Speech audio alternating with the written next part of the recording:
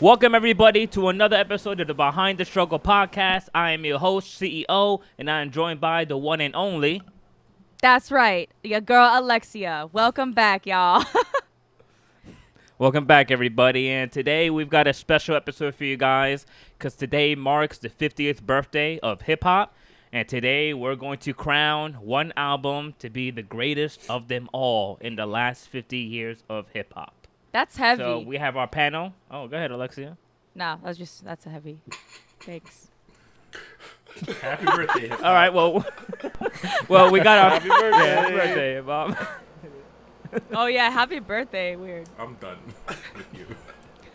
The disrespect. We just Nick White, started. happy birthday. All right, whatever. So we're joined back by our panel. This is part 2. If you guys tuned in to part 1, where we came with the criteria for what we're considering an album to be a classic. If you guys haven't, check that out. But now this is part 2. We have our albums. We rated them from a 1 to 5 scale based on the stuff that we had on the criteria. And we're going to have 8 be funneled through in a tournament-style bracket. We had 10, and we had to dwindle it down to 8. So, the 8 that we have Whoa. Slow down. are... This is news to me. Yeah, what about introducing our friends? They don't pay us. They don't feed Sorry, us. They don't show y'all. us no respect on this show. We're going on strike. No love for the We boom behind bap. everyone behind the struggle. They'll just have to guess as we Sorry, we're all talk. behind the struggle. Yeah, that's it. Guess who? All right, so everyone, please reintroduce yourselves. I'm sorry, I fucked that up. Don't worry about your handles. We'll do that at the end. So whoever wants to go first. Boom, Bat, Mike. All right, Cruz, I'm whoever. Tyler. I'm back again.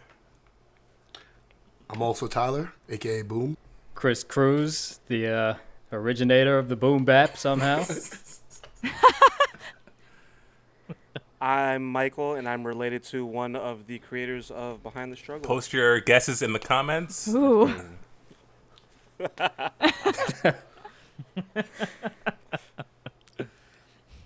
All right, so like I was saying before I mess up the whole intro, guys, my apologies. Which were? So we had 10 albums, and the 10 that we had was To Pimp a Butterfly by Kendrick Lamar. We had Illmatic by Nas. The Marshall Mathers LP by Eminem. My Dark Twisted Beautiful Fantasy by Kanye West. Graduation by Kanye West. Get Rich or Die Trying by 50 Cent. Good Kid, Mad City, Kendrick Lamar. The Blueprint by Jay-Z. Enter the Wu-Tang 36 Chambers by Wu-Tang. And Mad Villainy by MF Doom. And the 2 that did not make it into the final 8 How Yeah, did what's these going two on? not make were... it? All right.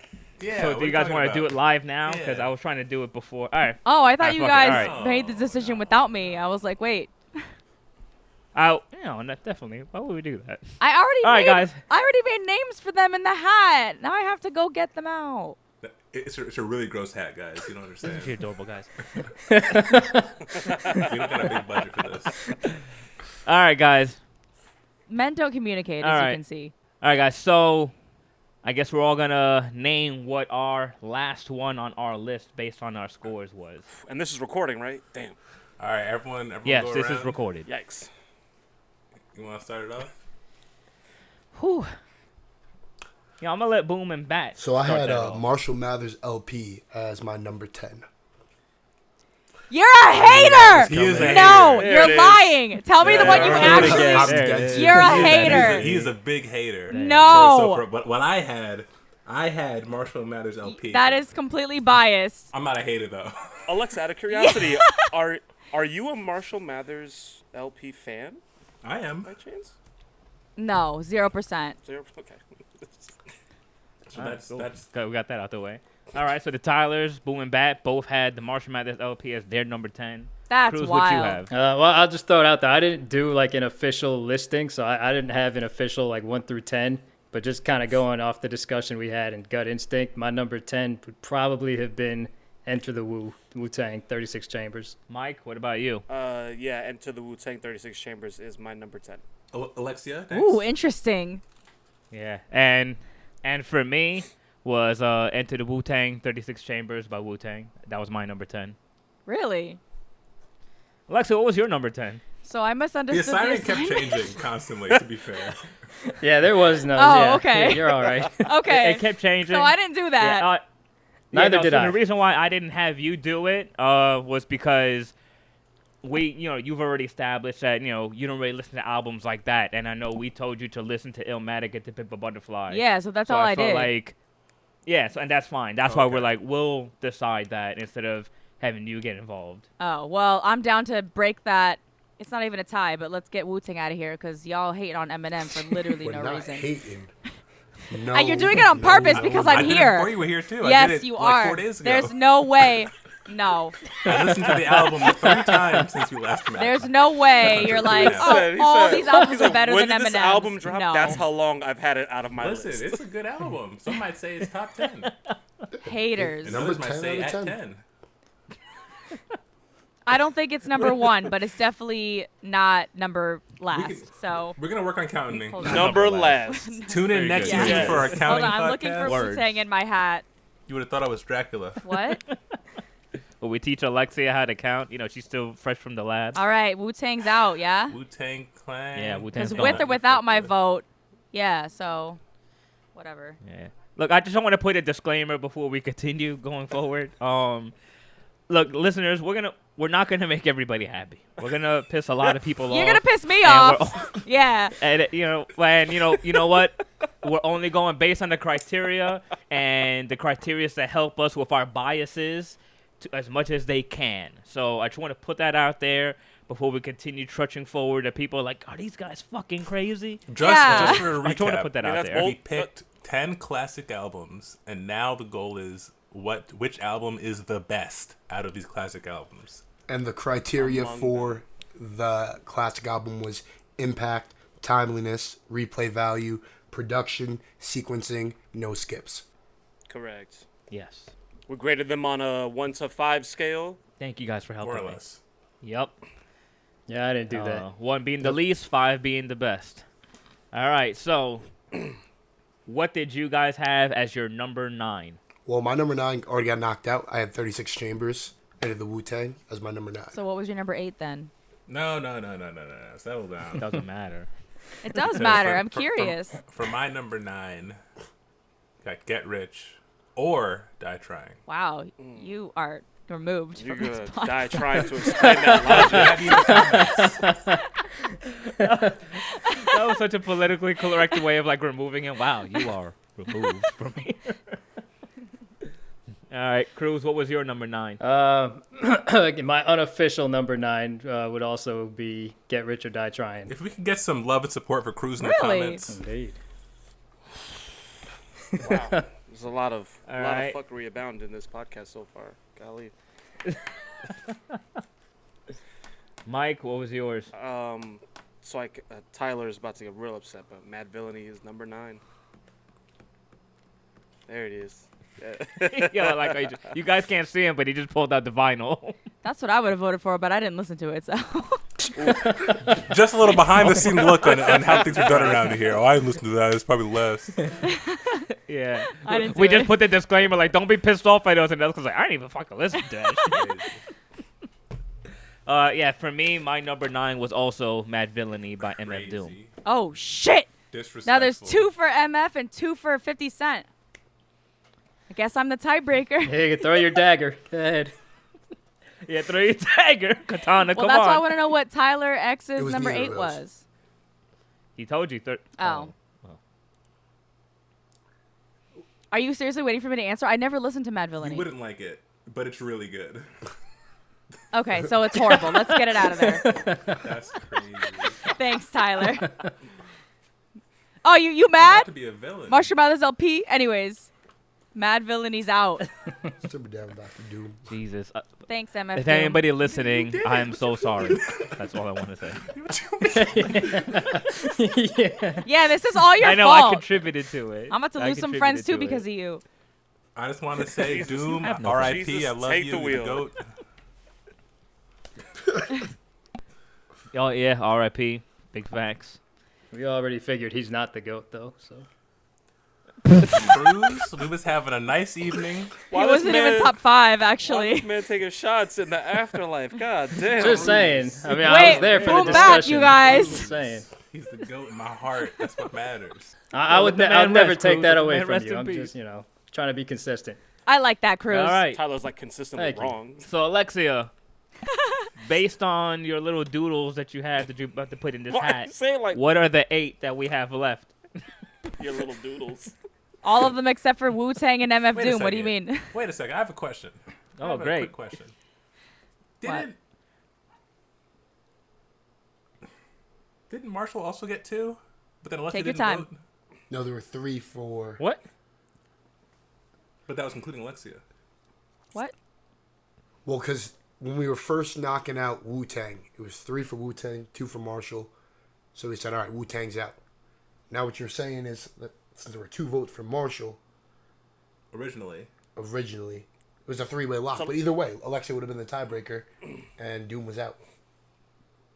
No, there was 3 votes for Wu-Tang and 2 for Eminem. So whether I voted or not, if I voted Eminem out, which obviously I'm not, then it would have been a tie. Carry on.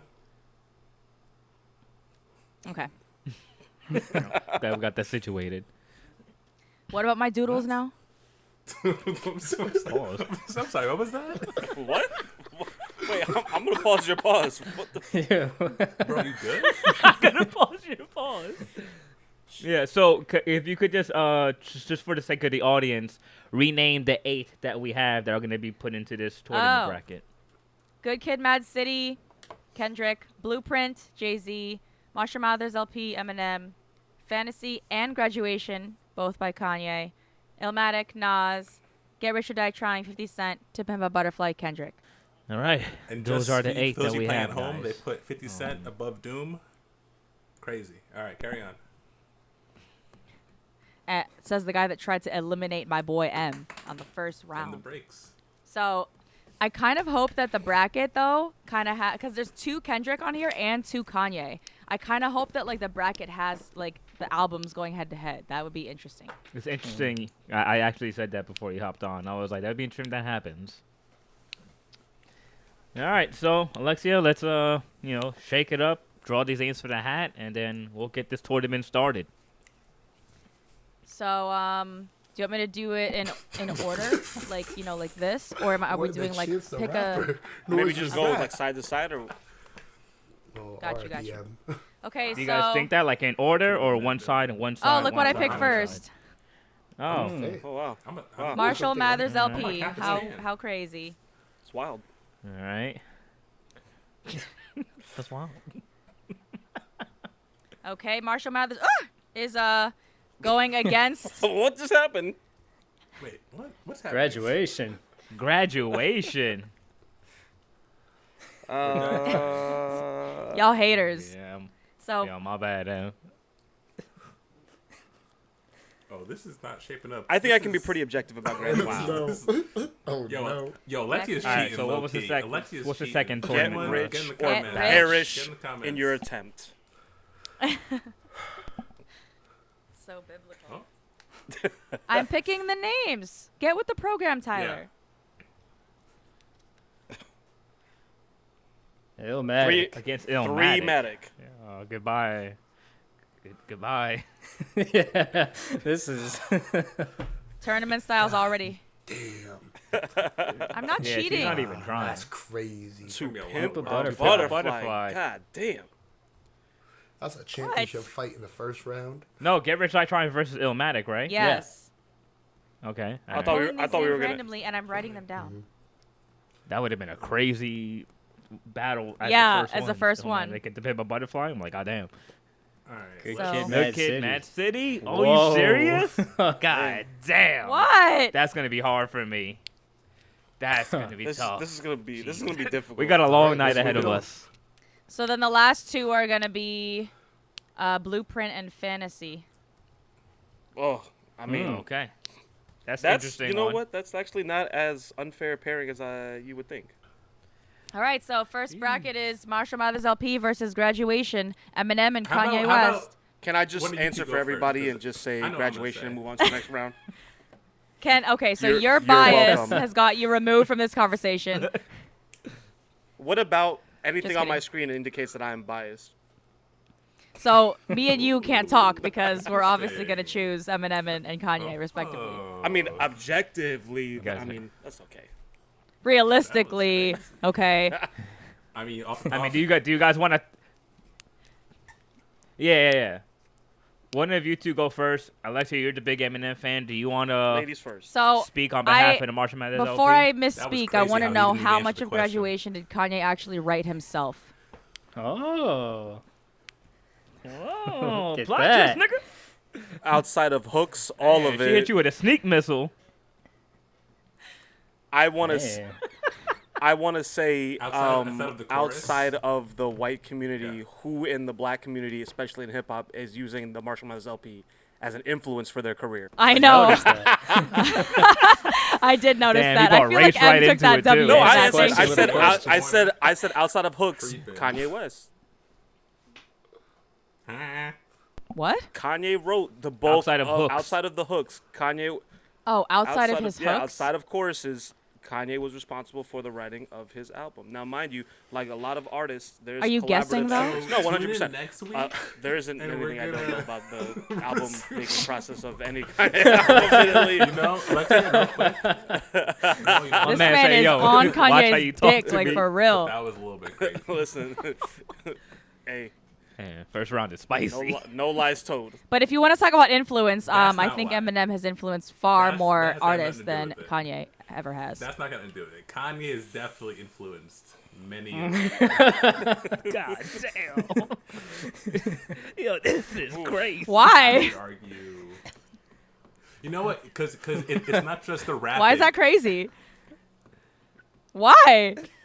Because like Eminem's biggest beef in hip hop ever was with a guy that became a rock star, but I mean among other things. Okay. In terms of music and rapping, But I would Kanye I would Yeah, argue I would I argue didn't far say he more. never In terms of did. I would reaching argue more far more. people. Objectively. There's an argument to be made Objective. for Eminem. If you're talking about eight But are billion you talking people, about rappers Eminem that is, have like are you know, A-list celebrities or sold literally out in his general? tickets, Because etc. if you're talking like there's 8 billion But people on Earth, I'm telling you that's the- Eminem influenced more of those 8 billion than Kanye did. the way you phrased it was just crazy. And his peak was at a time when album sales and radio and things like that were just so much more prevalent than they are now. Well, that's why I said both of us are out because we're obviously only going to speak to a bias. So going back to the list of criteria, if you guys want to actually have a conversation instead of play this game, Listen, we're talking let me- about. let me- so then let me go down my criteria. You're talking about impact for graduation. That Kanye as an artist, let alone, I mean, hip hop. Yeah, so not because Kanye is an artist, just the album. The album. Fuck Graduation Kanye, as an fuck album. Eminem. Yes. Graduation as an album influenced the likes of Drake, Kid Cudi, influenced artists like Nas and Common to continue to drop more albums because they saw what an influential person Kanye West was. I mean, this is coming from them. These are interviews that they've said where they were like, "Oh wow, this cat is doing something special. I want to be a part of this," based off of how large Graduation was. Let's not forget in the lead up to Graduation dropping, it was a contest between him and 50 for that terrible, terrible album Curtis. About who would sell more, and Kanye blew his ass out of the water, thus showing that the average consumer was more readily available to consume his content than 50's, who was a megastar at this point. I mean, the list goes on and on. I mean, I want to add a caveat to that because I remember when that happened. So I'm glad you brought that up because 50 Cent's Get Rich or Die Trying is the largest debuting hip-hop album in all history of hip-hop. 12 million records sold for a debut album. Nothing has even come close to that. Then his second album, The Massacre, I think sold 1.5 million in 4 days, and I think at the end sold 6 million. So if you're looking at it from a number state-wise, right, like when Kanye is going head-to-head with 50, 50 like obviously looks like the champ. He's going to win. Like everything he's doing is multi-times platinum. Get Rich or Die Trying is diamond. And I know for myself, personally, when Graduation came out, I saw a huge shift in the music. When 50 Cent was out, it was all the gangster rap. You had, State Property, Dipset, The Locks, everything. And then Kanye came, and just changed the whole landscape of music. Just the sound of it, production-wise, the way he was dressing, and you could see it on the album cover, the content and the subject matter he was speaking about. And it wasn't like that stuff wasn't being talked about before, but he presented it on the main stage with like the highest level of execution and production going with that. Artistry. Now, yeah, on the other end though, the Marshall Mathers LP is the highest selling hip hop album of all time. It is double diamond, 25 million records sold. Sheesh! That's my. I think we're getting a little off topic though, because like, so whereas Eminem influenced other rappers because you want to study him, you're just enthralled. What Graduation did is it kind of did like rock eventually became stadium rock, and it became just like bangers, and that's kind of what he did. It became stadium rap, where like the goal of each song was to be played in front of 100,000 people, and he nailed that formula. And by doing that, it reached more people more consistently for longer. Yeah, I also want to add this. I forgot to mention that. I also have a little bit of a bias, but being objective, the Marshall Mathers LP was the first hip hop album I ever listened to from front to back. It's the first one I ever listened to, and then it was DMX, Flesh of My Flesh, Blood of My Blood. So I love the Marshall Mathers LP, but you know, this past week we re-listened to all the albums, and if I'm going based on my criteria, and I'm just gonna go straight to the no skips, I had more songs on the Marshall Mathers LP album that I would have skipped than I did on Graduation. For the Marshall Mathers LP, the songs that I was skipping was Amityville, Remember Me, I'm Back, and Under the Influence. For Graduation, the only two I was skipping was Glory and Good Night. Yeah, I'll say if we can't, like, you know, for myself, I'm not really sure how to say who has the better impact. Like, I'm not the person to really dive into that. So for me, it'll have to come down to other aspects of the album, like you said, skippability. So for me, impact was gonna have to just be a toss-up, to call it a draw for me, and I'll let it come down to something else. Yeah, I agree with the no skips. I found that when I went back to listen to Marshall Mathers LP, I guess just from a different perspective, I found myself not enjoying it as much as I thought I would on a re-listen. Like, I hadn't gone back and listened to that in 4 or 5 plus years. Whereas Graduation, I sat down and listened. I was like, oh, wow, I'm still, like, vibing with all of this sonically. So I found Graduation definitely had the push for no skips and replay value as well. Okay. What about you, Bap? Yeah, I would largely agree. In terms of skippability, I think, right, like for me, skippability isn't necessarily if I like the song or not, if I'm listening to it as an album, right? Because you don't skip scenes in movies that you don't love as much as the other ones, right? You can watch the whole movie. So if I'm taking it as a full album, I think there's more fluff in the Marshall Mathers LP. I could remove a couple songs and still get essentially the same effect. Yeah, I would agree with that. I mean, I had the same thing, and that was a difficult thing for me as far as like the no skips and the sequencing, because in the Marshall Mathers LP, he has like these skits that kind of like bleed from one track to another. You know, when Paul Rosenberg's talking to him, he's like, I can't sell this shit, and then it kind of like transitions into like I am whatever you say I am, and it's like these setups, but at the same time, it was difficult because for the no skits part for me, it's like I had to look at the songs like individually and not how they kind of blended into the tapestry in a sense. Like I was like, as an enjoyability factor, I was like, if I was listening to this album, I would probably skip this one. Like I wouldn't like let that play all the way through. Agreed. So sounds like Graduation's taking it. All right. Yeah. Fine. Yeah, I think so. I mean, just for the sake of the recording, I had Marshall Mathers LP, I had Impact 5, Timelessness 3.5, Replay Value 4, Production 3.5, and I will say that the production on the album is pretty simple.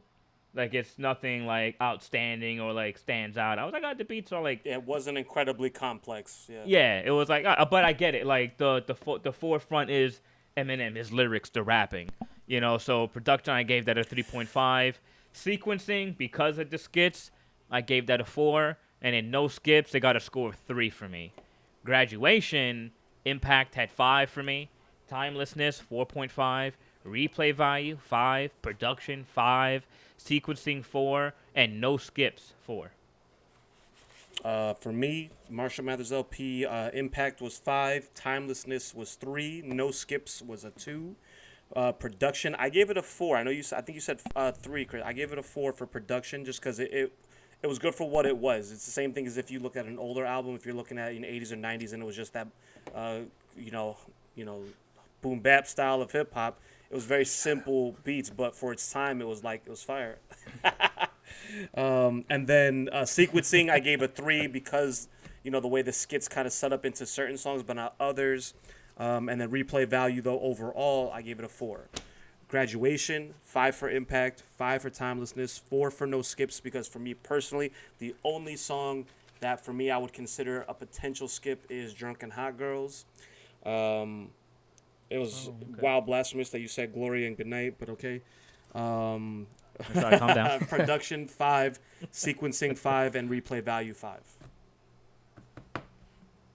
Okay. Anybody else want to share their scores, or we just whatever? Yeah, We're gonna I keep it think moving on in agreement. We just keep going. Yeah, keep it rolling. Fair enough. All right. So Kanye West Graduation advances. The Marshall Mathers LP. Makes it to He the made it into the top 8, yeah. but yeah, he couldn't make it to the semifinals. And the next battle we have is Get Rich or Die Trying versus Illmatic by Nas. This one's easy. Obviously, it's Mad Villainy. Agreed. Resurrection. Doom. Resurrection. My man played Monster Reborn. Got an extra life. This man I said, throw summoned that album in the Lazarus Mad pit. Villainy. Bring him back. Yeah. Yeah, I mean, Get Illmatic. Rich. Illmatic. Yeah, Illmatic. Like, He died trying. Yeah.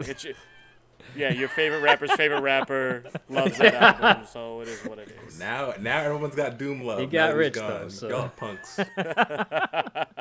he's gone in more ways than one. Yellow punks for kicking my boy out again. No, honestly, I'm not even mad. I just wanted to show the love. So, the next bracket then is To Pimp a Butterfly versus Good Kid, Mad City. God damn. Again, Damn. We didn't even get to rest. Y'all need a glass of water? We or- were just like, and come back. yeah. I don't understand. Can we come Am I back? missing something? This is an easy Wait, hold decision. on. This is an Okay, easy well now decision. No, hold on, relax, bro. Wait, how easy? Let's not get into it. Incredibly Let's save it. All right, you know what? Just for the sake of I'm stressed. building suspense or whatever, we're going to skip this, and we're going to come back to it. We're going to do Blueprint versus My Dark Twisted Beautiful Fantasy. Now that's interesting. I'm curious what Michael has to say. I mean, though, he's gonna but get to okay. it. All right, Blueprint versus Fantasy. So Blueprint, My Beautiful Dark Twisted Fantasy. If I have to, Michael, we know he's gonna say Fantasy, so just shut your mouth. Let's ask the other people so they can talk. Damn, Alexia, thank you. All right, Cruz, go for it. The enforcer, bro. The enforcer. We don't need to be like, okay, well, you rode his dick that way to the left and everything. Can I hear what Cruz has to say? Yo. Yo. This chick is crazy. Oh, wow. did I upset your ancestors or something? God Am I wrong? damn. Like, Alexia, am I you can wrong? be Bam. If he's booming, I'm Bap. 'Cause that was crazy. Damn. Boom, bat, bam. Jesus. Golly. Anyway, Cruz, please continue. Go ahead, Cruz. Please Continue. expand upon us why My Beautiful I'll Dark try to Twisted begin Fantasy if I for- can. Let's see. Oh, man. Go ahead, Cruz. All right, I love this is on me. The one guy is like, well, I didn't make a decided list, but sure, I'll take the floor on this one. So, man, this is a tough one. 'Cause, I got to say, in my mind, before the homework, I didn't have Blueprint super high up there, because in my head, I was like, yeah, I'd never really enjoyed, like, the girls, all that stuff. So I was like, yeah, that's as far as skippability, I had that one kind of low on my list. Then I listened to it again. And I was like, that song's actually better than I remember. Like maybe just because it was a radio hit, like I was saying to you, Ortiz, that I just maybe just overplayed at the time, and having a good break from it gave me a nice chance to get reacquainted with the album. And kind of the same with Dark Twisted Fantasy. It's been a long time since I heard it. It was nice to go back to it. If there's one thing I can hold against Dark Twisted Fantasy, it's just that it's just got some longer songs on there, like 7-minute, 6-minute songs on there, which just I'm not always a fan of.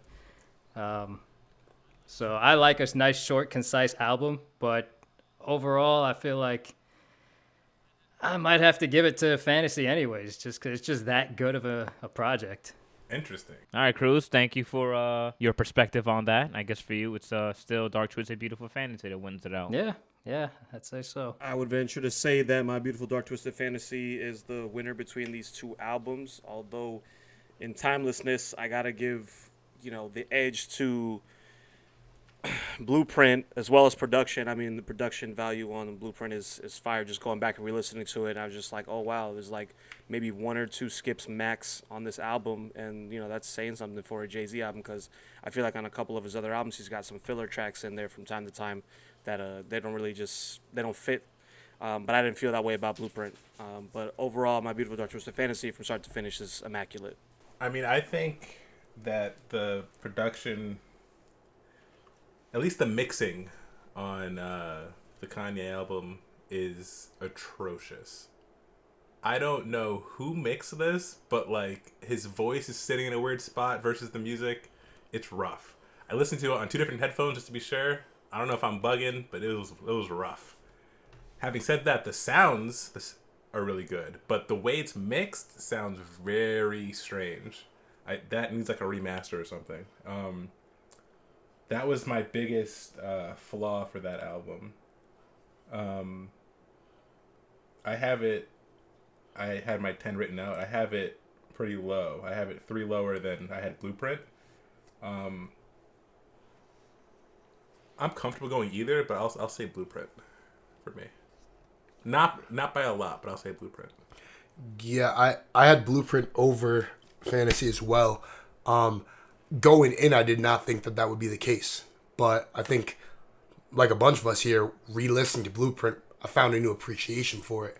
Where listening to Fantasy, it was just sort of exactly what I expected. And, yeah, I got Blueprint over it. So, Wow. That's interesting that you all said that. So, but based on the criteria that we talked about last week, can you break that down? yeah. So for Oh, that's great. that was great. All right, breaking the podcast, because I'm telling you guys, I'm trying to get I'm trying to get video for you guys so you can see what the fuck is good. fucking Michael took a screenshot and blew up my face like so big, and it's literally his background now. Fuck you. I can't stop staring at it. No. She looks so happy. It kind of looks like this. Oh my gosh. That's crazy. This is All for right. Who was giving Discords those? that's for the Instagram. I'm gonna send it to you. Wow. Thank you. All right. So yeah, who was giving All right, the so score? We got 2. Oh, yeah, you're up. Yeah, I'm gonna do it both head to head so that it's like easy comparison. Yeah. So for Impact, I had 3.5 for Fantasy, 3.5 for Blueprint. For Timeliness, I had a 4 for Fantasy, a 5 for Blueprint. Replay value, both of them got a 5. Production, Fantasy 4, Blueprint 5. Sequencing, both I gave a 3. And then no skips was my tiebreaker. I gave a 3 to Fantasy and a 4 to Blueprint. Okay. Sounds real close for everyone. Yeah, I think like the first 2/3 of Fantasy is just like pinnacle Kanye, immaculate, and then it just falls off a little bit. Not like a huge fall off. It's still a classic, but if I have to compare the two, I think Blueprint edges out. That's interesting because for me, I had it the opposite. So for Blueprint Impact, I had 4. For Fantasy, I had 4. For Timelessness for Blueprint, I had 5. For Timelessness for Fantasy was 4.5. Replay value was 5 on the Blueprint, 4.5 on my Dark Twisted Beautiful Fantasy. Production on the Blueprint was 4.5. Production on Fantasy was 5. Sequencing on Blueprint was 4. Sequencing on Fantasy was 4.5. And then on Blueprint, I had a 4 for no skips because the 2 songs I would have skipped was Hola Jovito and Mama Loves Me. On my Wow. Dark Twisted Beautiful Fantasy, there was not a single song I was going to skip. I liked everything. I was like, I see no skips on this album. That's the only one out of all the albums that had no skips for me. Wait. I completely zoned out a couple of minutes ago. Did you guys say something about Kanye actually produced a large amount of Blueprint? Yes. There's a couple songs that he produced for on the Blueprint. Yeah. Oh, that is interesting. I think I obviously haven't listened to these albums front to back, but I think that speaks volumes, to be honest, especially if they're going head to head right now. It is. So I have Fantasy. X has Blueprint. Tyler, you said you had Yeah, just Blueprint too, barely. right? All right. Mike, you got Fantasy. And Cruz, what did you have? Fantasy. I had right? Fantasy. All right. Yeah. Yeah. So Fantasy takes it. Well, unless Easy Alexia guy, has yeah. something to say. Yeah. Oh, my bad. I just told you I didn't listen Spoiler to alert. these albums. You told me to listen to Pimp a Butterfly and Illmatic. So Blueprint's out. I'm beautiful. You good? Thanks. Debatable. All right, back to the one you don't want to do. I don't know Because why. it's tough, Kendrick man. versus But I guess Kendrick. I'm about to find out. All right, man. You good? All right. Well, Mike can start. Oh, wait, I didn't even realize they're both by Kendrick. I'm out here like, what's your podcast problem, going on guys? right now. Yo, where are you? I don't know. Yeah. I hope so. Wait, we're recording this now? Just kidding. Okay, now I understand. Mike, you go first. I think to pimp a butterfly. You won't, and you. Damn, to pimp my butterfly. My butterfly Damn. is Just, that Whoa. just. That exhibit Please show edit that that out. failed. I don't need a crying Jordan meme out of this for the rest of my life. I don't have that kind of stress. Come Hey, pimp baby, my come out that butterfly. cocoon. Oh no, I hate it. I pimp hate my that I said it like butterfly. that. Damn it.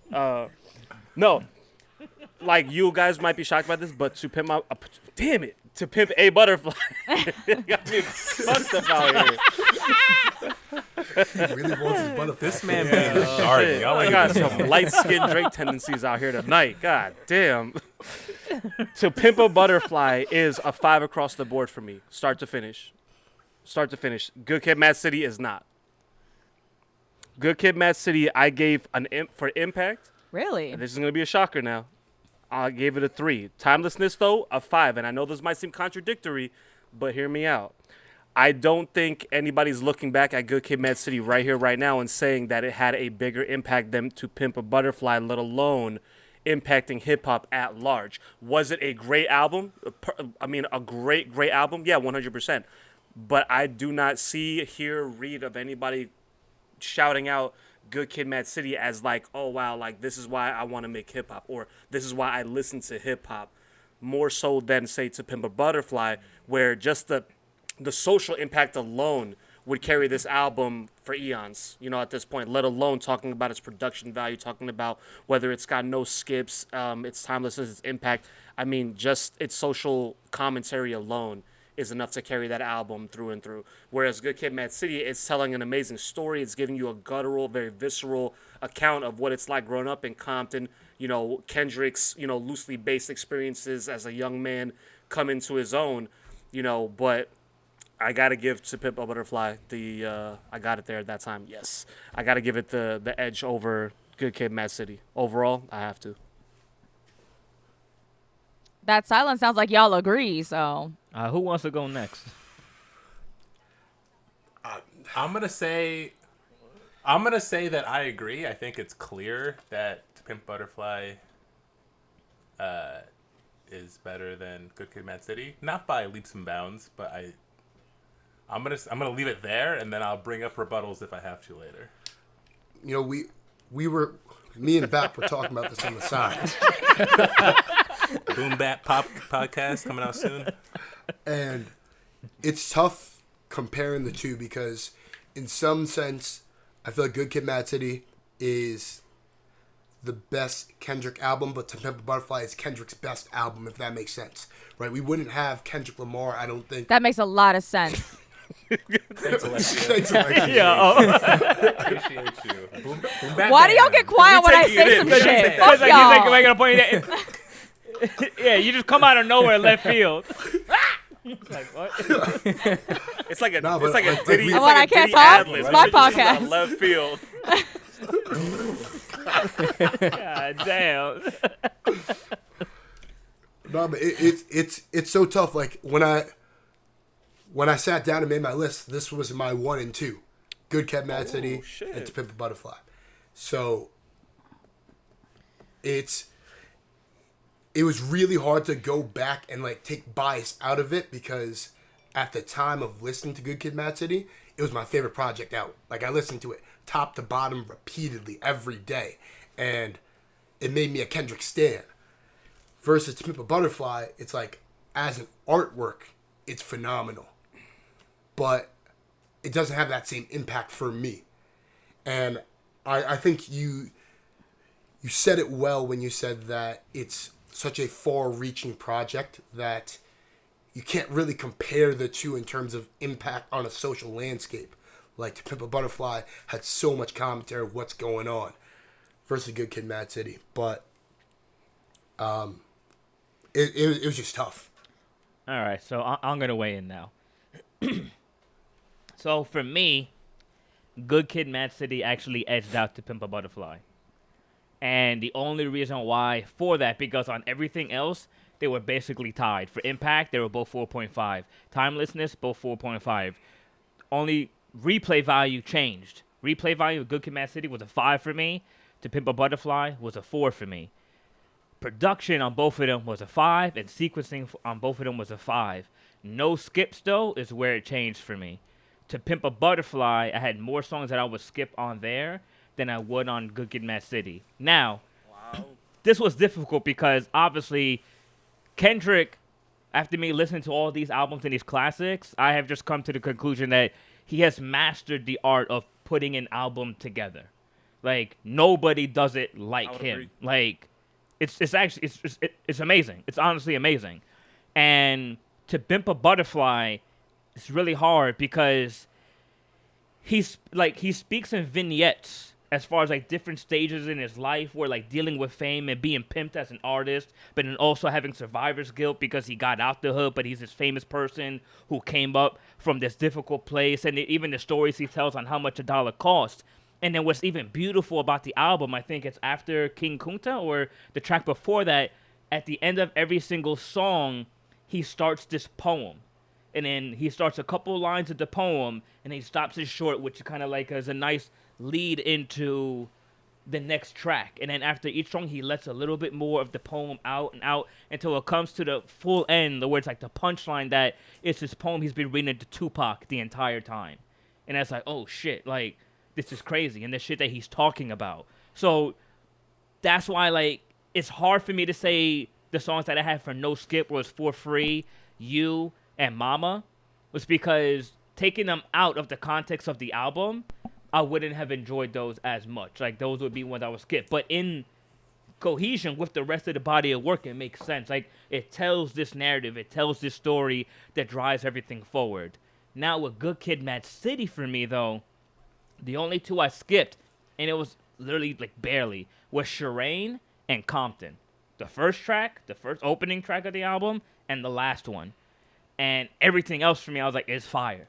Replay value, like, accessibility, the way how he tells the story, because even though Shireen was a skip for me, it's showing like one part of the story on where he leaves off, where he's with his mother's van, and then Shireen's cousins are going to jump him, and he gets the call from his mom, which then goes back early on in the day where he's hanging out with his boys and he's, you know, doing hood shit, and he even talks about an art of peer pressure, and then it comes back where the cousins are running up on him, and you hear the same instrumental that plays on the Shireen, aka Master Splinter, in the background that kind of like ties it together, like, oh shit, we're picking up where we left off. It's almost like if you're watching a movie, it starts at this one scene that's in the middle of it, and then it picks up somewhere else, and then it brings you back. You're like, oh shit. And sonically, it brings that together, you know. And then even the concepts that he's talking about and the stories that he's telling, and then the prayers, the religious themes, but then also the street life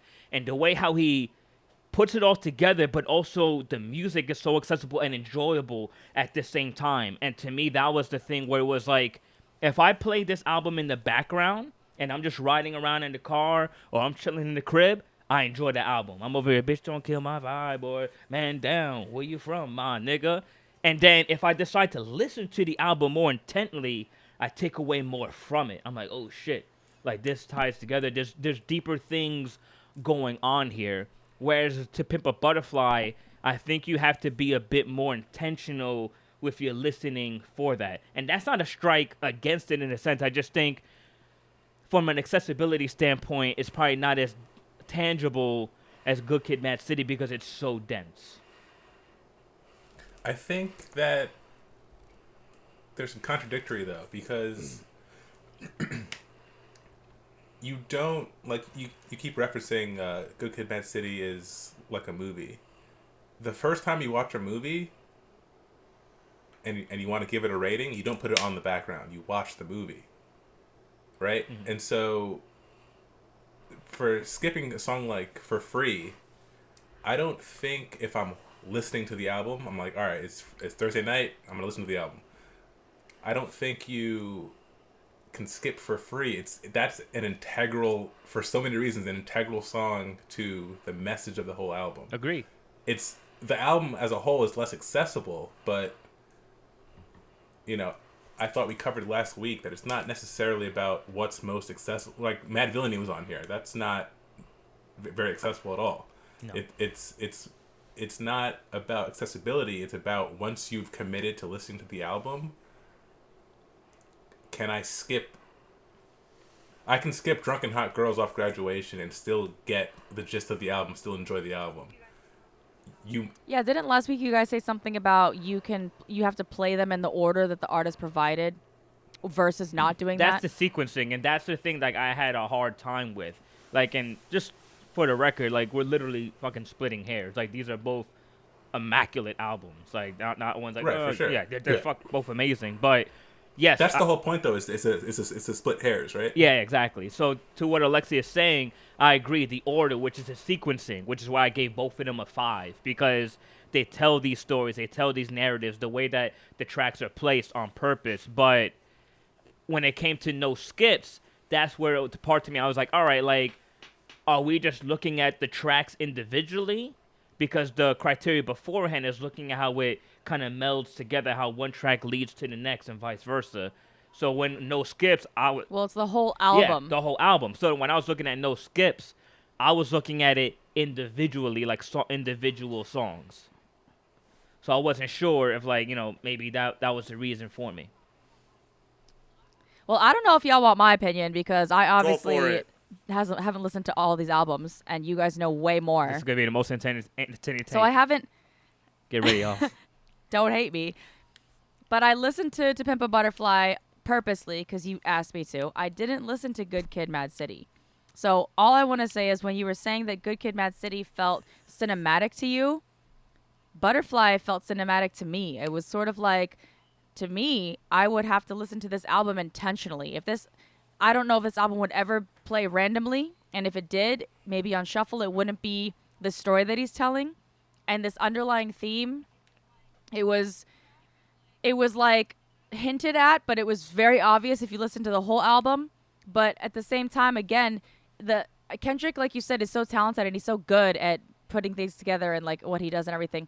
It honestly, like the sound of it, not what he was saying, but the sound that he brought was putting me like to sleep, but like at peace. You know what I mean? Like I wasn't saying it was boring and I was like snoozing. I'm saying I was having sort of a hard time staying awake listening to this long album, especially the last track. What was it? 6 minutes 12. long, more than that. 12. That was, oh God, 12 minutes. Jesus Christ. Well, so it was a really, but it was a very cinematic thing to me. It was like, I have to intently listen to this. I have to, pay attention. And it was long pause. And I'm literally like, if I was just if this just came on, I was listening to it casually, I would miss everything that he's saying to me. I think that's my main point, is that we were tasked with not the best collection of songs, but the best album experience. And I think To Pimp a Butterfly provides more than Good Kid, Mad City. Not by leaps and bounds again, but I think there's more for you to get out of it because it does more, and it does it at the same level as Good Kid, Mad City. I think it's and more so for daring. an album, 100% more daring. Yeah. But as an album/album experience, that makes it better. Versus this collection of songs I enjoy more, or this collection of songs is more accessible, or this collection of songs I skip less frequently. But again, I could be wrong. That experience, you're not going to just really stumble on. You have to go get it. 100%, which I think is the goal when I'm sitting down. I'm not listening to a playlist. I'm not on shuffle. I'm listening to an album. It's like, it's a decision I'm making. I'm watching this TV show. I'm watching this movie. I'm listening I don't to do an that, album. so I guess But I I'm saying understand. for this argument, I feel like that's what we were tasked with, right? It's not the best collection of songs. It's the best album, which is why I think To Pimp a Butterfly beats Good Kid, Mad City. I want to know what Cruz's take is. Well, before Cruz says something, thank you. I just want to say one last thing. That's why. Wait your turn, Cruz. Sorry, Cruz. Now keep going, please. But that's actually why Good Kid, Mad City edged it out for me, because I agree with what you're saying. Like, we're listening to it as an album, as a body of work. Shut up. And to me, I felt Good Kid, Mad City was able to do the same thing, but also at the same time, like, I know it just juggled both, like doing the accessibility, but telling a story, having content, having substance. Like, it wasn't. But again, that the accessibility, I feel, isn't that relevant because. Well, that's what I'm saying. I think Think that of comes your down favorite- to. I think that comes down to preference. That's what I'm trying to get at. Like, for me, preferably, from an enjoyable standpoint, I enjoy Good Kid, Mad City more. Like, if I was to choose between two, and I'm gonna go on a road trip, and I'm like, I'm probably gonna listen to Good Kid, Mad City. Now, I'm not knocking To Pimp a Butterfly. I think It's great. eight times out of 10, I would prefer Good Kid, Mad City. But objectively, which body of work is better? Which album is better? I think it's, like, even with all of the even with how deep Good Kid, Mad City, even with how deep Good Kid, Mad City goes, To Pimp a Butterfly blows it out of the water. You just get more of everything. I would agree. Yeah. Imagine if Lord of the Rings was like a half hour. It's like, no, it has to be too long because that's how you get everything. You know, like it's not accessible on purpose. In the same way that, like, if Drake wanted to, he could make a really good conscious album, but he doesn't want to do that. He wants to make an accessible album that everyone can dance to at the club. And he nails that almost every time, right? And so if the goal, Mike, it's gonna be okay. Yeah, y'all can't see us, but my brother's boiling right now. Continue, Tyler. Continue. If my goal isn't to be accessible, I don't think that, and as you said, it doesn't take away from Good Kid, Mad City. I mean, from To Pimp a Butterfly, but I think that also doesn't add on to Good Kid, Mad City. I think it's not a relevant point. If I'm perfect example, if I'm watching, which is one, Parasite won the Oscar Yeah. a couple years back, right? Korean movie. I'm born in New York. That's not very accessible to me. I have to read subtitles. It's still an amazing movie. It's still, like, that didn't take away from it. You go into it knowing, all right, I have to put a little more effort in. Cruz? Yeah. I mean, I could be swayed either way, but yeah. Sorry. Go ahead, Cruz. That's what we like to hear at Behind the Struggle. All right. Well, thank you. I was kind of hoping you all just forgot I was here during this discussion because I was I did. I was trying not to Damn, weigh in Lexington. on this one. No, because it's kind of a cop out, but I was gonna kind of refrain from weighing in on this just because I feel like I need more time with To Pimp a Butterfly, because I forget if I said it on mic earlier, but I feel like I've never had like that good dedicated listen like Tyler's talking about, which is what I want to have for that. And I feel like I've had a lot more time with Good Kid, Mad City, and if I'm being honest, when I first heard Good Kid, Mad City, I wasn't that into it. I had nothing but people telling me how great this album was and Kendrick's the next coming, and I was like, okay, wow, this is gonna be something. I heard it and was like, all right, whatever. Well, I don't know if it lived up to the hype people were telling me, but it was cool. And then when I got back into it some years later, I was just like, man, that was a really good album. And I'd listen to it again the next week, like, man, this just gets better the more I listen to it.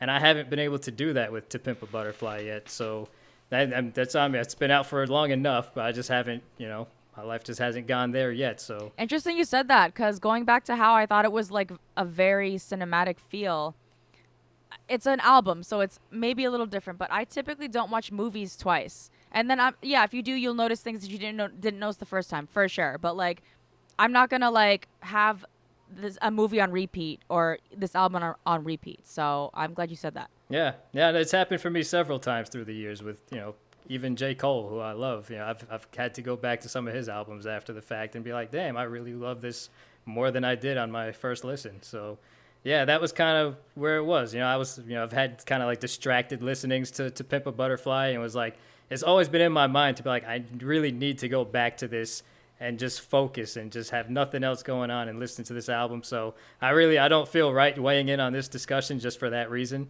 So I know that doesn't help y'all, but that's just where it is. Interesting. All right, I'm gonna say this then. I'm gonna go because literally. So it's 3-2. Because literally for me, between To Pimp a Butterfly and Good Kid, Mad City, it's 0.5 of a point. It's not even like drastic. So, and reflecting on based on what you were saying, Tyler, because even when you're looking at Good Kid, Mad City, like in the song that he has Compton with Dr. Dre, because that's when he signed the deal with Aftermath, it's like it's almost like the first chapter, like you said, of To Pimp a Butterfly, and To Pimp a Butterfly then kind of like expands upon that, like, okay, he is this famous star, he is a celebrity, he now has to balance being this prolific artist in the music industry, and then the hood, and just To Pimp a Butterfly just expands upon that so much more. And I think for me, even just reflecting on it a bit more and just how that album's put together, just sequenced and the poem, everything, I'm gonna give it To Pimp a Butterfly. Oh, I'm sorry, how my brother says it, To Pimp My Butterfly. Damn, Yeah. I forgot about that. Now it's in my head. Yeah, no, I think it's just He tough. actually didn't say the fly either. He just said that. I think it's just tough that these two got matched up in the first round. Yeah. Right? This could have easily been the championship fight at the end. Yeah. I had them at 1 and 2 as well. So I think that the last thing I'll say is, again, this is based on the criteria we set last week, and this is a long podcast. I think if we spent another 3 hours and we had a way to play the song, Like a listening party? yeah, like if we had that, I think we could like almost PowerPoint go point by point and like really get into it. Yeah, really appreciate it on a different level. So like with a grain of salt, right? So we're not Like, going to talk about Alexia but- hitting pitches for a listening party just now. I'm ready. I'll bring the popcorn. I'll bring the butterflies. I'll bring my Mike's butterfly. excited. Pause. Nah, play. all right. So Alright. I think that's all the first round matchups, right? Yeah, so So To what's Pimp a our- what's our Butterfly final takes it, four? right? I hurt some heart. Fuck. Okay, so I guess then the next guys all right? the next one is Graduation versus Illmatic. That's an interesting one. Chris, you know what, Wow. Chris? I appreciate your. That's interesting. I appreciate that. You said an interesting one. I thought you were gonna say that was an easy one. Honestly. Nah, it's It's very interesting. I did not expect that It's- matchup. It's interesting, but if all right, so Tyler, you're not gonna hurt my feelings. You Tyler, go ahead. Illmatic. Go ahead. Go ahead. He don't give a fuck. Illmatic is you think I was worried about what? I don't give a fuck. Where Graduation's production does so much, that's what Illmatic's vocals do, and so it's interesting to compare them because their biggest strengths are or the opposite side of a song, right? Yeah. And so it kind of comes down to, is Nas's legendary "wrote this when I was 17" story and vocal delivery and lyrics and etc. better than the production, the sonic quality of Graduation? And I think Illmatic ekes it out. Impact is rough with both of those, because again, they impact different things. It's a good point. Timelessness. Very good point. You can timelessness. I'd say Illmatic is something that my grandma might know more than Graduation, and she knows nothing about this kind of stuff, right? Us in the know, quote unquote. Like me. Lexia's a grandma. I knew it. Us in the know, we know how important and crucial Graduation is. So it kind of becomes, is it our list? Is it a more general list? It's rough. I'm gonna say Illmatic for now, but I can be swayed maybe. I'm gonna weigh in unless somebody else wants to say something first. No, floor's Mike, yours. I know No, it's your boy, so I don't know if you yours. want to speak. All right, yeah. So for me, with these two, yeah, it's difficult because what Tyler said is very accurate. You know, like you're looking at two different ends of the spectrum.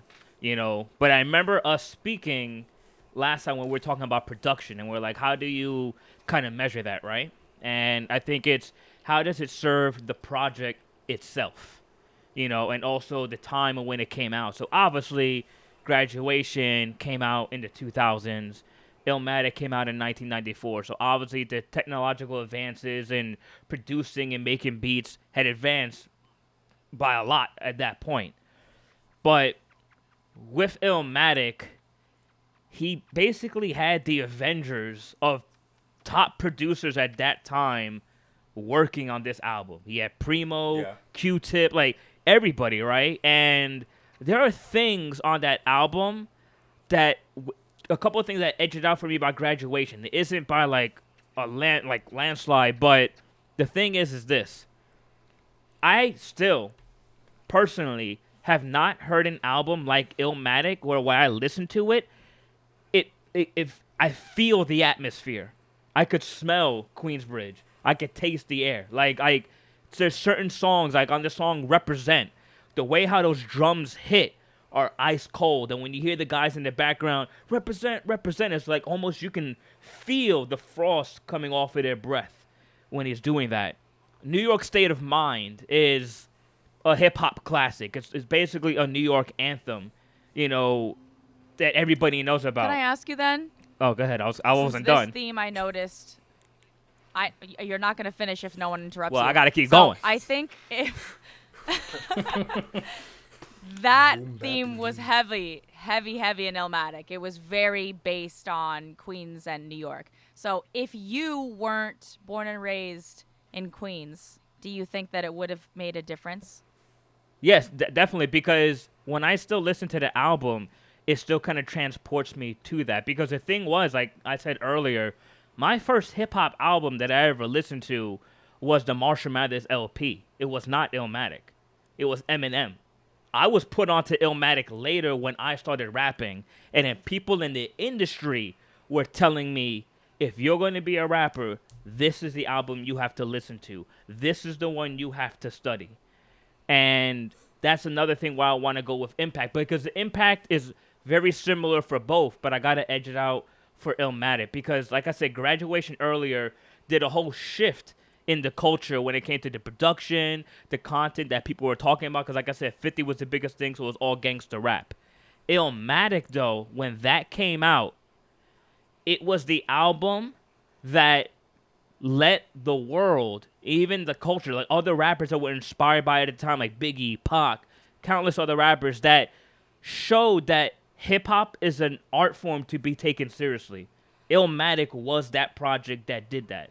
It was the first album in the Source to get 5 mics, as much as you want to put weight on that or whatever, right? So it was a culture shift. Like, Tupac, I forget which album he was working on, but even said that he had to go back and rewrite stuff because the way Nas's pen was, it was so descriptive, and the way he was spitting the lyrics and the poetry was not like anybody else was doing at the time. The multi-syllable rhymes, he has that on Halftime where he's literally rhyming complete sentences, and the two added benefits that he was 20 years old when this came out, and it was his first album. It's like he came out the gate like a veteran, and some would say or argue that it's something he's never matched. He's never like met that same bracket, that same status of like when it comes to that album. And the other thing which I think is different from Graduation from Illmatic again is that Illmatic wasn't something that was like that the casuals made like, oh yeah, this is a great album, vice versa. Like hip hop, the culture itself took Illmatic and put it on the pedestal. It said this is the crown jewel. Like this is the pinnacle of rap. Like this is the example to lead by. It was the culture of hip hop that did that. And when you're going to the production of Who said the that? culture of hip hop, everybody. Like I'm telling you right now, when people literally study this album, like rappers, everybody, like Kendrick Lamar. I think we all agree that impact goes to Illmatic. Yeah, though. Yeah. Illmatic. And the last point I want to get at as far as like production, because you touch on that as well. Graduation, yes, has a more how can I say, exaggerated production, but it also comes out later in the year.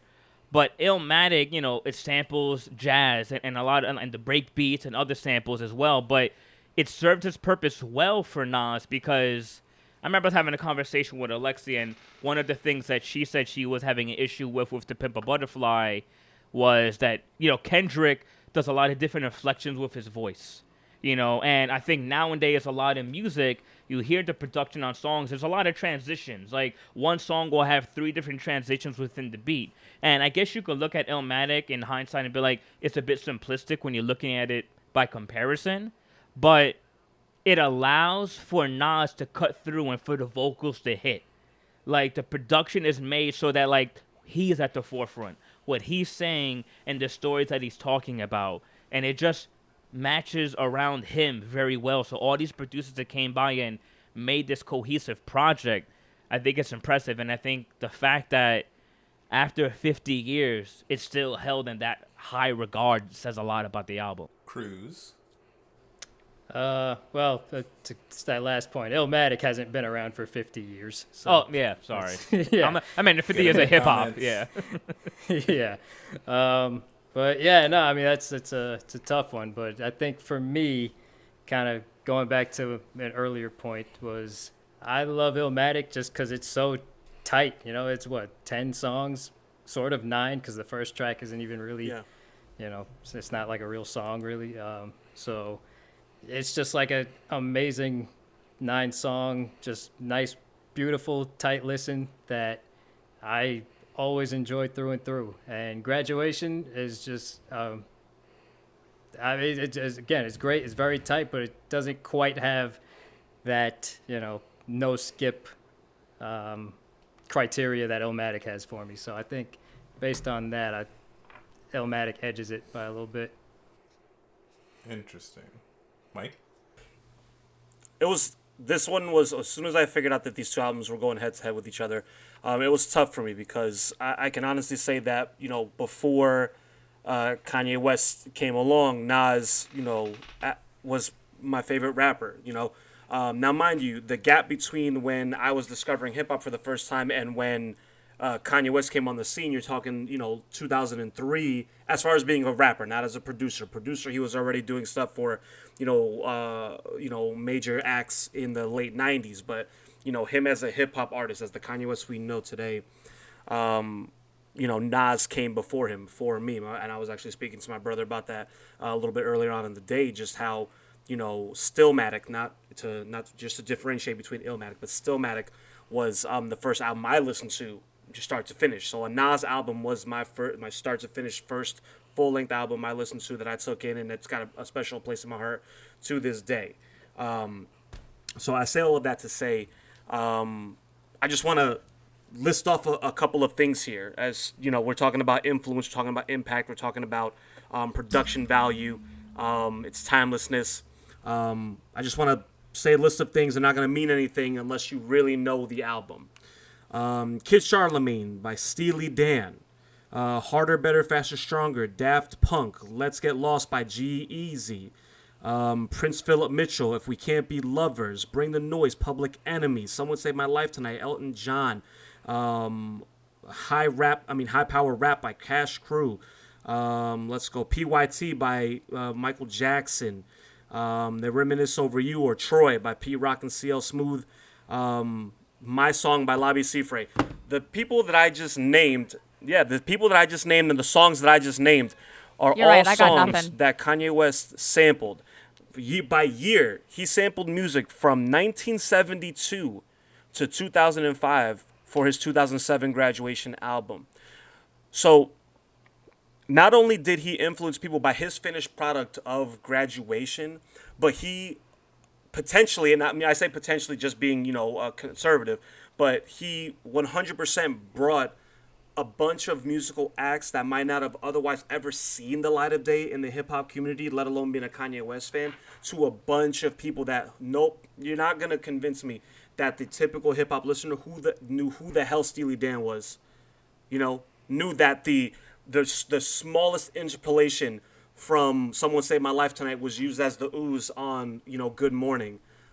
So just his attention to detail when constructing his album, Graduation, it's got to count immensely as far as the finished product is concerned.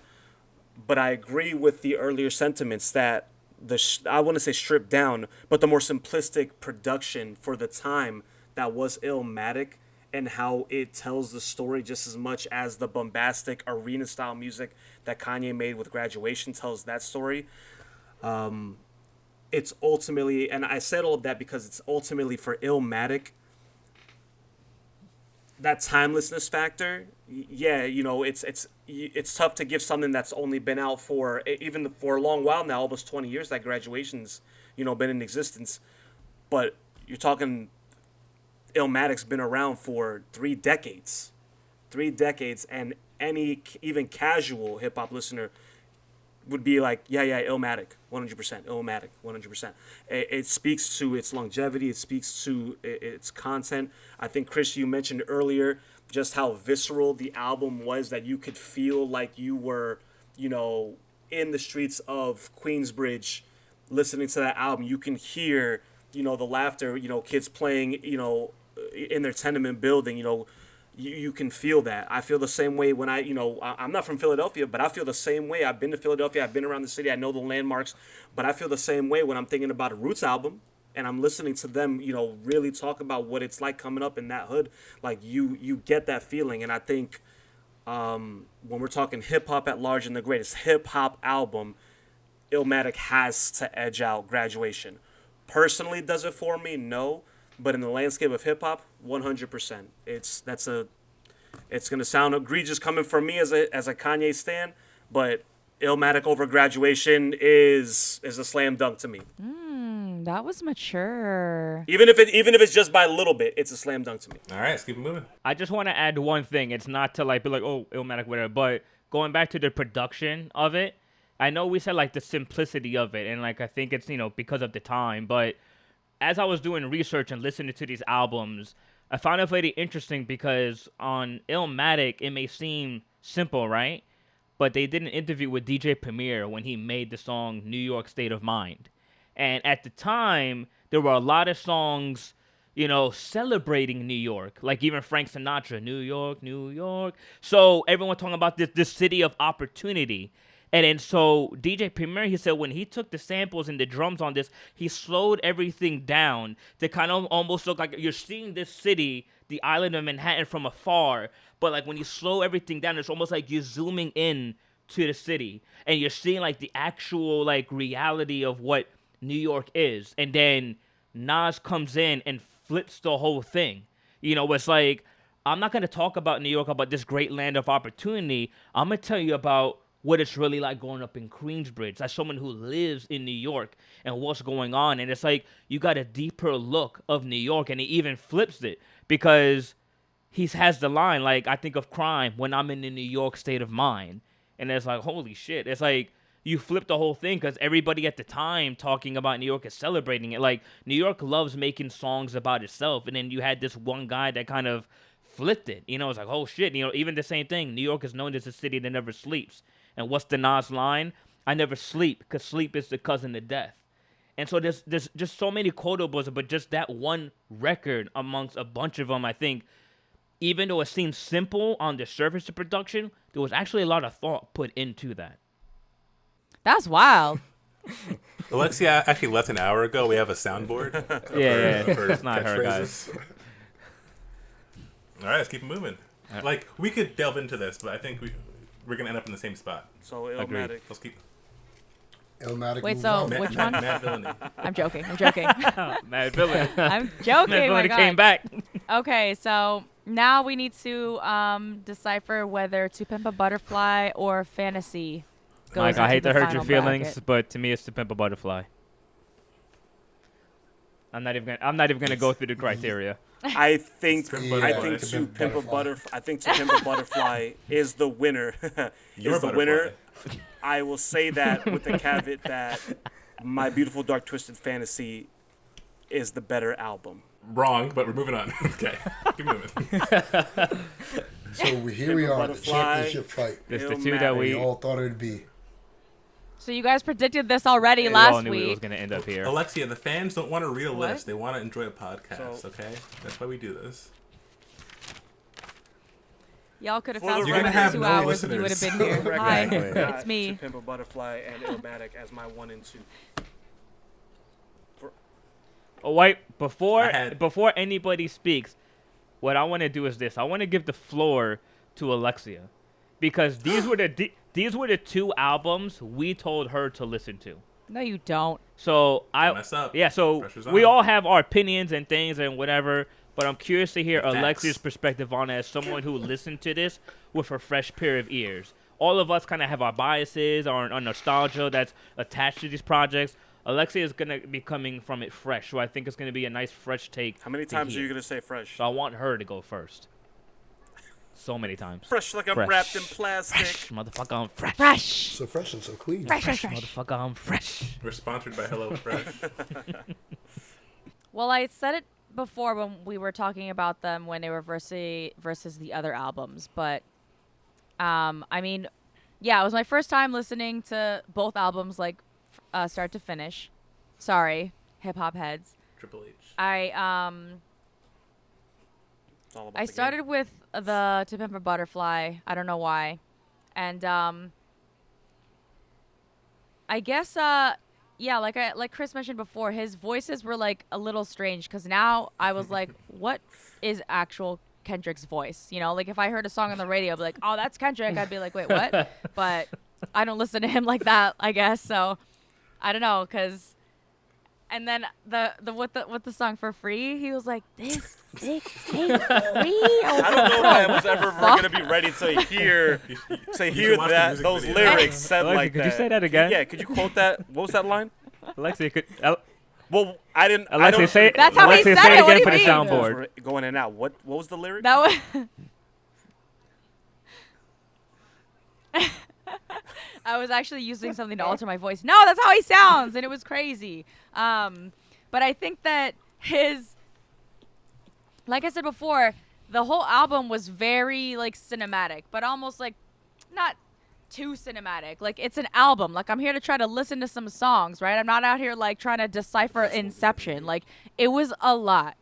Honestly. And even like I said, that last song was 12 minutes long and it ended in like its own podcast. I was like, what the fuck is going on? But Yo. Put some respect on Tupac's name right now before we have a problem. no, I'm just saying like this is a song and then it's 12 minutes long and then it ends like that. I'm just saying like looking at it as an album, right? I'm not out here like Tupac, Kendrick. Like I'm taking the people out of it because that's what I asked you to do.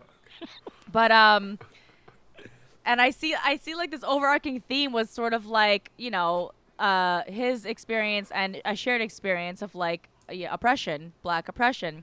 And obviously I What? can't really relate to that. So I'm listening to this story I thought you were black. through observation. not experience, and I'm. Y'all really Okay, want to get okay. canceled on this shit.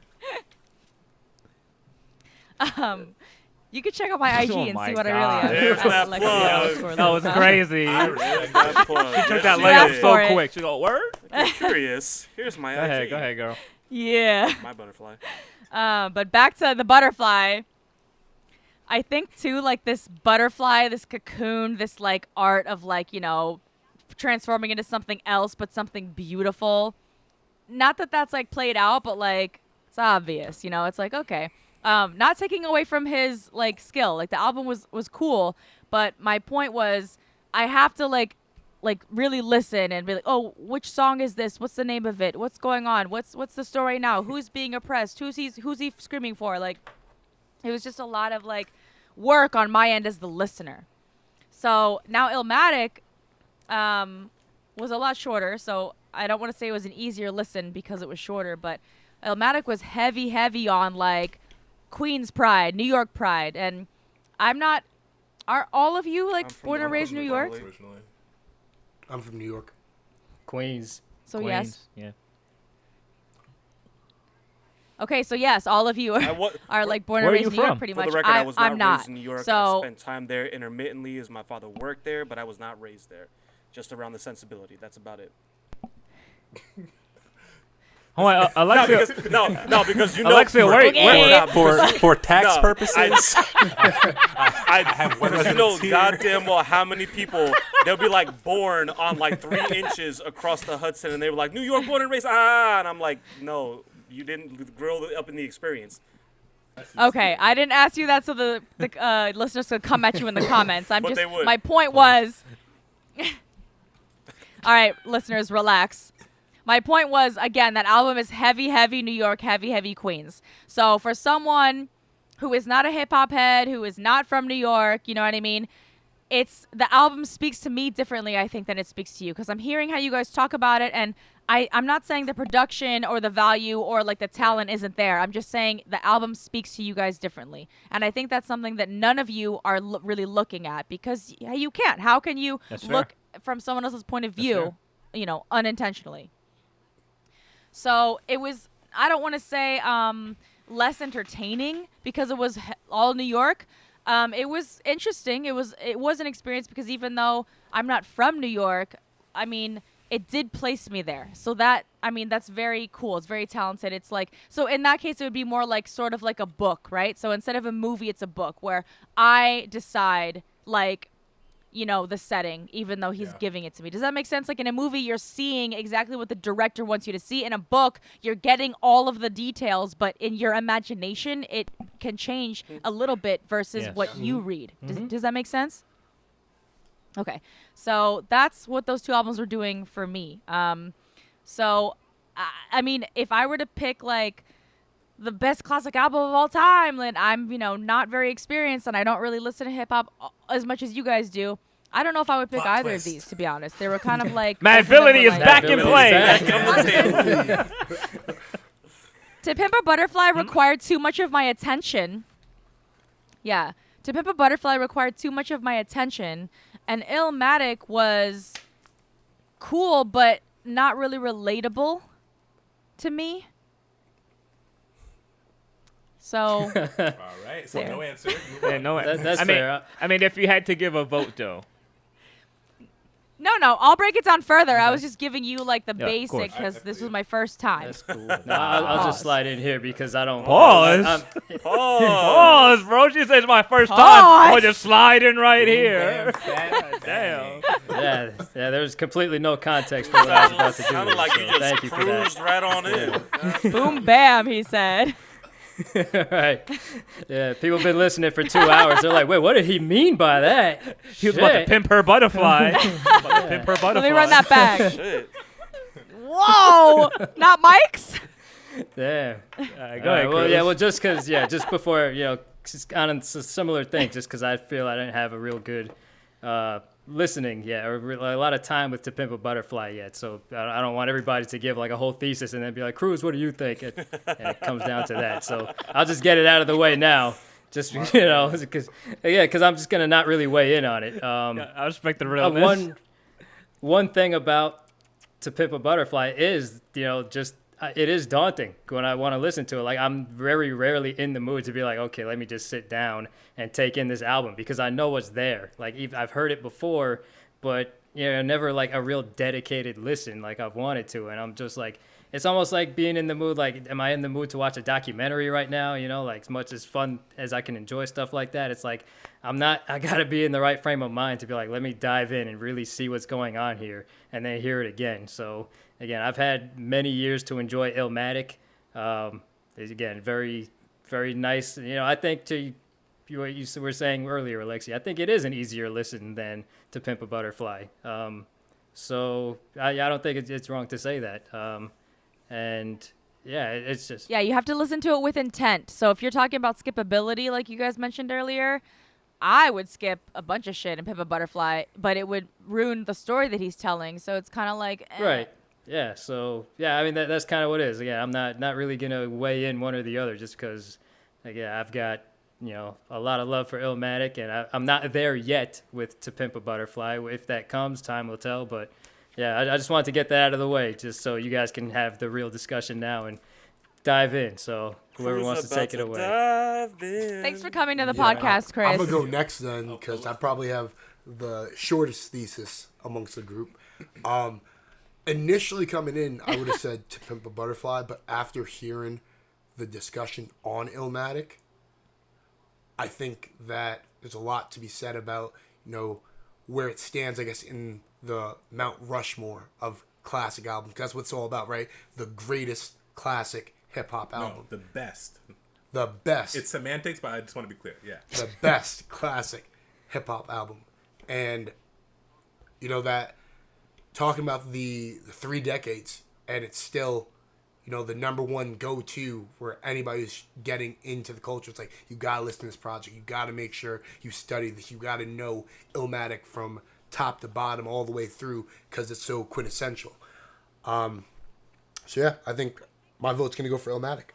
I think, too, when people are like, you have to listen to Illmatic, it's like for rappers and, like, how they're going to, like, do their, maybe their album. If someone's like, you have to listen to Pimp a Butterfly, it's purely for entertainment. It's not necessarily for them to be like, this is how you're going to be as an artist. So, like, take notes. You know what I mean? Yeah, I agree with that. Illmatic serves as a better template than To Pimp a Butterfly could. But part of that's because Good word choice. Again, To Pimp a Butterfly Yes. is like the magnum opus for Kendrick Lamar. One of the, as we've all said, one of the craziest artists of our time. His ability to put a project together. You're not going to, like, someone can go and study that album, and I highly doubt they can make another To Pimp a Butterfly.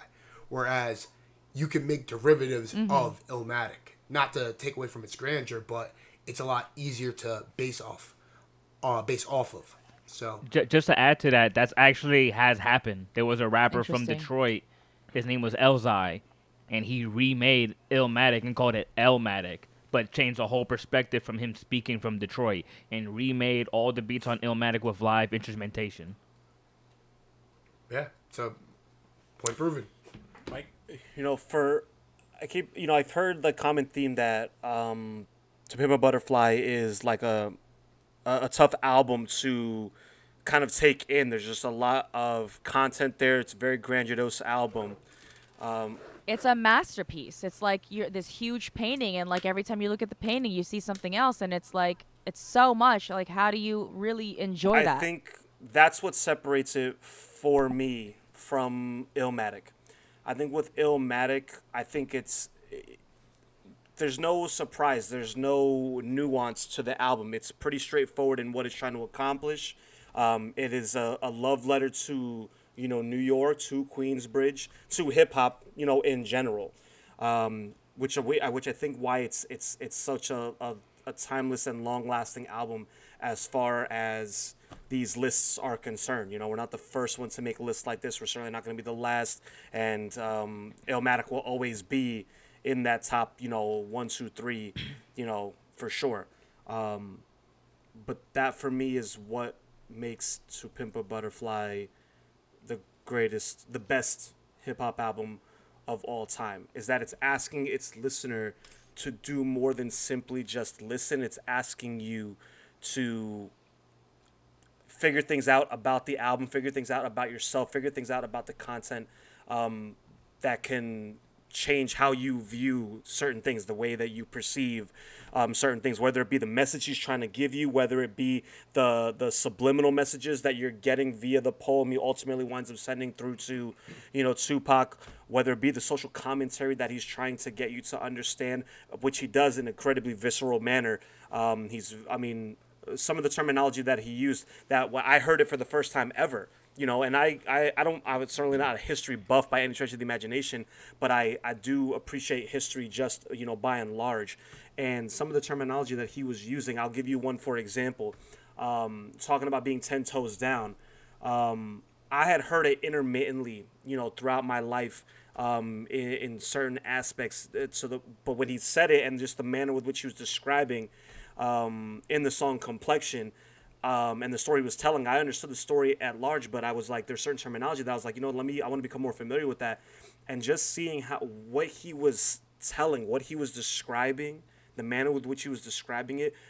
But the point is that me as a listener, I had to do a little bit of homework. I had to, do more to understand the full scope of this album. And that for me makes it that much more enjoyable, because I appreciate the nuance. I appreciate the intricacy of lyrics, of storytelling, whether it be with your production, whether it be with your, the sampling of in your production, or the content of your lyrics. I think I receive more. I think the average listener receives more from To Pimp a Butterfly. I think its lasting impact in the longevity of hip hop and the world is what separates it from the very small pond, weirdly enough, that the content of Queensbridge and New York is given to you with Illmatic. I think that's what separates To Pimp a Butterfly. I think that's why To Pimp a Butterfly is the best hip-hop album ever made. Are we currently at 2-2? I'm to Pimp a Well, Butterfly. 1-1. Because Alexi and Cruz, you guys didn't vote, right? Right. Nope. So it's And we both said Illmatic. okay. So it's 2. Okay. So then, all right. I think clearly, To Pimp a Butterfly is a better album, because it does more than Illmatic at the same level that Illmatic does all of its things. Everything that Illmatic has, To Pimp a Butterfly has more of it. Right? And does it well. If you're... Right, correct. But how much is too much? I don't think it's... I mean, I've listened to both these albums over, like, start to finish, like, focused, over 30 times in my life. What? I said over 30 times in my life. I think a good album will do What? that. A great album will do that. Right, for sure. And for as good as Illmatic is, what I keep hearing from you guys is, after 30 years, it's still so good. But this other album's only been out for 8 years. It's 9 years? How does math work? Regardless. I think 8 years. Yeah, 8 years. 2015 yeah, came out. Yeah. And so, everything you're saying, I think someone born in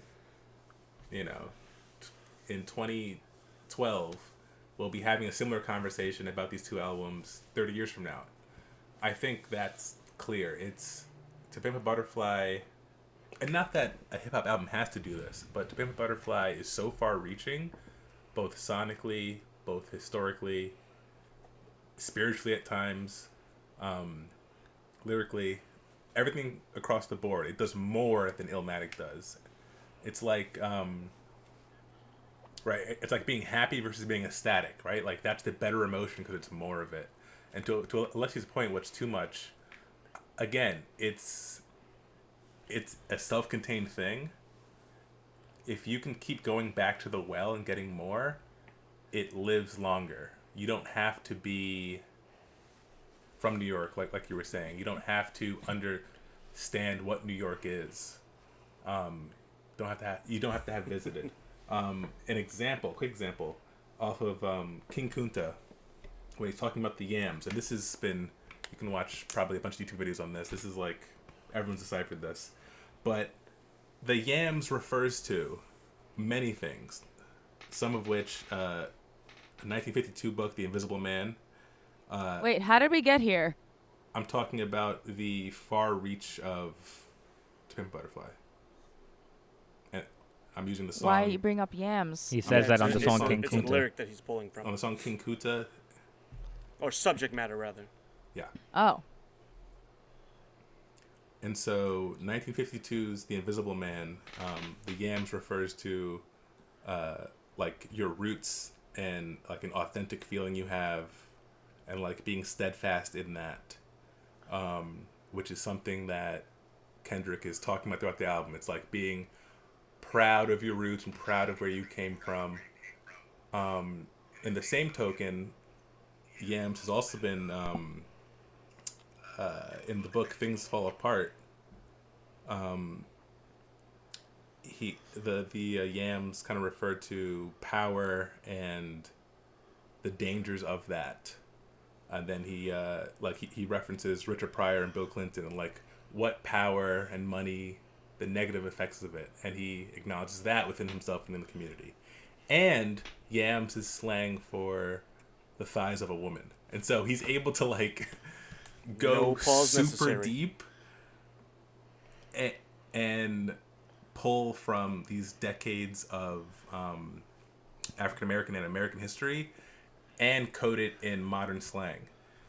Furthermore, so that's a book from the 50s and I think the 60s, and the samples used on that song are there's some from the 70s, 80s, 90s, 2000s, and the most recent one was 2009. And so it really does like, and he does this on almost every song, he really does take the whole experience and bring it up to present day, 2015 at the time. And the amount of layers that are there, much like an ogre, the amount of layers that are there are, there's more to get from Illmatic. Whereas the genius of Illmatic is mostly in his vocal delivery and storytelling. And while that's at an all-time high, there's more categories and avenues to go down for To Pimp a Butterfly. I think both artists are crazy storytellers, Oh, like for sure. amazing. But as you're saying these onion layers, it just keeps making me think like that hip hop doesn't say this out loud, but they are like, it's an exclusive club. It's a coded and language. all these layers, yeah, it's more exclusivity, more factors and more, whatever to be in this even smaller club. I would normally agree with that. I don't think Pimp a Butterfly does that because it pulls from so many elements. It pulls from, hip hop is normally in 4/4 time signature, but All Right has like many different time signatures happening, which attracts other lovers of music. All the jazz influences, his cadence switches so much, similar to how we were talking about last week about Lauryn Hill's album being hip hop and rap, but also kind of like a soul R&B. There's not very many standard quote unquote hip hop sounds on this album, and if there are, they're mashed with these other sounds. And I think in terms of the barrier to entry being high, I 100% agree with you. And I think hip hop as a whole can be very exclusionary. Maybe that's a topic for a different podcast. 100%. I think this album, if you look, you'll probably find it. On the surface, 1 or 2, 3, 4 listens, you may not get everything. You may have to sit there with the lyrics. You may have to sit there with the lyrics and whatnot. But if you look for it, it is there. Whereas Illmatic, it's all, for the most part, up front, and it's right there for you. Which isn't necessarily a bad thing, but I think having the layers makes something better. In this case. So your vote is for Butterfly? It's a Mad Villainy, Come actually. full circle. Oh, Yeah, Butterfly. in that case, me too. Alessi just wants to go to sleep, and that's what I was hoping on. If I could ramble long enough, she'll want to appease me, and we can keep it moving. All right. Well, I guess it's up to me. I will give my take, and I know based on past episodes, I think everybody already knows where I stand with Nas. This is a very interesting conversation because there are a lot of similarities with these albums, with these artists in general. The subject matter that they're both speaking about, even the like me speaking as a rapper, the way Kendrick and Nas write, like their pen, is very similar because neither one of them really relies on punchlines, but their poetry and the way how they describe things in their lyrics is very vivid and descriptive. So there's a lot of similarities between these two artists. Both of these projects are studied in colleges, like in Harvard and everything, so these are both held in high regard. Nas has the edge when we're talking about timelessness because the time in which it came out and that it's still being brought up in conversation. To Pimp a Butterfly is a bit more recent. Nas also has the added benefit when you're talking about, that adds to the mystique, I believe, of Illmatic, where, like, it was his first album. Like, you came out the gate with that. That's crazy. And then you add to the benefit, like, that his age, that he was so young. And it's like, at that age, how can you have that kind of knowledge to be so prolific? To have these things that you're talking about, and even the vocabulary in which he's using to describe the things that he's seeing. You have One Love, where it's this concept album where he's talking about writing letters to his boy that's in prison, and he's like keeping him updated about the happenings of what's going on in Queensbridge. But with all that said, it could be said that, right, if it wasn't for Nas coming first, we probably would have never gotten a Kendrick Lamar. We probably would never have gotten To Pimp a Butterfly. Nas came and did what he did so that people like Kendrick could fly. But with that being said, Nas Illmatic is a great album. It's held in high regard, and it's a masterclass in the craft of rapping and hip-hop.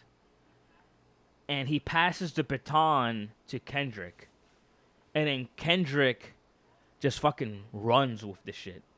Like, To Pimp a Butterfly expands on everything that is being spoken about in Illmatic, where Nas is talking about the stuff that he's seeing in his projects and wanted to survive and hoping he could make it out. He even said that, like, that was the goal of the album, that, like, if he were to die, that, like, at least his words got out and people could know that he existed on Earth. Like, if Illmatic was going to be that project for him, because he didn't know if he was going to make it out. But then To Pimp a Butterfly, Kendrick expands upon those things, where he's dealing with survivor's guilt. Someone who did come from a bad neighborhood and then found success, but now is trying to reacclimate himself to that neighborhood and the friends that he knew that he's grown up with his entire life, the gang culture that he's known, and then trying to balance that life with him being this well-known artist now who's had critical acclaim and success, with Good Kid, Mad City, and he's trying to make sure that he doesn't lose himself in the process. So, as much as I love Illmatic, and this may shock everybody, I have to give it to Pimp a Butterfly. Just because the way how the album is put together. I actually am shook. Is put together, even the tapestry, that the little things, like for me, is like even the fact that how he uses the poem to kind of lead you, the instrumentation on how things bleed into one another, the concepts and what he's talking about. It's like, it's Illmatic deluxe. It's like, oh, Illmatic is the theatrical version of To Pimp a Butterfly, and then To Pimp a Butterfly is a director's cut. It's a full expanded edition, like everything that you didn't know was going on behind the scenes, extra shit that gives more context and just takes it further. And Kendrick just does it in masterful taste. Like, it's not like, oh yeah, like he just had better concepts. Like, he executes it flawlessly. So I have to give it to Pimp a Butterfly. Damn. I know everybody was expecting me to say Nas, but I was surprised when I listened to it. Sheesh. Yeah. You're gonna have to make your own version of "Let Nas Down."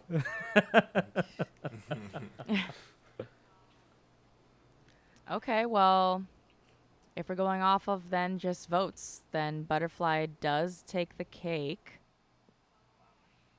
Wow. So, according to last week's criteria that we discussed, and then this week's discussion in full length, we have concluded together that Behind the Struggle thinks that To Pimp a Butterfly is the best classic album in rap and hip hop of all time. Shout out Mad Villainy. Shout out Matt Villainy. R.I.P. MF Doom. Honorable mention. That's crazy. I feel like y'all are more exhausted by this than the GOAT rapper one because everyone's just like, I don't think we're exhausted, to be honest. Like, I'm exhausted. for lots of reasons, yes. yeah, speak for yourself. Maybe it's just 1 a.m. Might be but Could be that. Yeah, it could be that. I'm wide awake, but I Third think eye's for me open. this was easier. because sleep is the cousin of death. Yeah, that's right. I never sleep because sleep is a cousin of death. Exactly. full But I think for me personally, this was easier to do because we're judging bodies of work. I think when we're talking about artists, there's so much more to consider. You know, like their publicity stunts, all their projects, age, blah blah blah, and then we have our biases and our favoritisms. You know, I love Nas; he's still my favorite rapper. Alexia's gonna die in the hill of Eminem. You know, Tyler's gonna die in the hill of MF Doom. So it's like we all have our personal favorites. Don't forget Michael on Kanye West, okay? Thank you for bringing that up. Like I was Michael gonna get on to that. Kanye West. I mean, just so, I mean, Well, I y'all. just want everyone to For know. Lil Wayne. Yeah, yep, and Tyler with Lil Wayne. So And then Cruise with Jay-Z. yeah, you know, That's so correct. we all have our dog in this fight, someone that we Just are glad always Drake rooting wasn't for. mentioned, But I that's all. think with the body of work, I mean, he's about to come up. Pause. Okay. Pause. I think with the body of work, so it's easy to just judge it as a singular piece instead of looking at an individual. And for me, the criteria helped with that. And I'm happy I went back and listened to these albums because when I was listening to it again, I was even surprised with myself because going into it, I was like, oh, it's Illmatic. Hands down, Illmatic. Got the time, blah, blah, blah. And then when I listened to Pimp a Butterfly and Good Kid, Mad City, I was like, either one of these could take the top spot. That's crazy. Thanks, Alexia. Appreciate that. I know everyone's just like crickets. Okay, so if you guys disagree or agree with us, don't mind me. Throw that opinion in the little YouTube comments there, please. Or you can find us on Instagram. At Behind the You Struggle. can find all of Chris's work. You can find all of Chris's work at thisisceo.com. Don't forget to follow me on TikTok at Asexia. And then our lovely panel of Damn, biased hip hop fans. Where? Dang. Dr. Doom. Our friends over here. You guys can please throw out your handles for the listeners too, so that they can argue with you a little bit some more. All right. Tyler Smith, filmmaker out of Westchester, New York, at Swindling Films. Happy birthday, hip hop. Happy birthday. Tyler Smith, a.k.a. Boom, at xsmith42. Chris Cruz. Find me on Instagram, character_Cruz. Send me a message. I might respond back. Who knows? We'll see. Michael, aka Mini Mr. West. You can find me at a fine dining eatery somewhere in the deep crevices of Pennsylvania. Oh, Don't go looking for him. yeah. I was like, And I'm your boy, CEO. Alexia already told you guys could find my work, but if you just want to just talk to me directly on Instagram, it's just at the real CEO. you go through don't me, his manager. Thank you. Wow, okay. Thanks, bodyguard. They don't want to talk to you. Is the CEO out now? So, yeah, thank you. Hashtag CEO has got to go. On the list. I just want to say thank you to everybody on the panel that joined us and came back. Really appreciate that you guys took the time out for this. To our listeners for tuning in, I want to say thank you for listening to this as well. We'd be more than open to hear your opinions. If you disagree with us, we said in the beginning, these are just our opinions. They're not definitive. We could all feel a different way next week, but yeah, this is what it is, guys. Happy birthday, hip hop. hip hop is now turned 50. Thank you guys for listening. Just go. It's done. Yeah, we'll catch y'all on the next Ooh, one. Yeah, just all right. See you. See you guys next season. I'm signing off. Bye, guys. Thank you. Peace.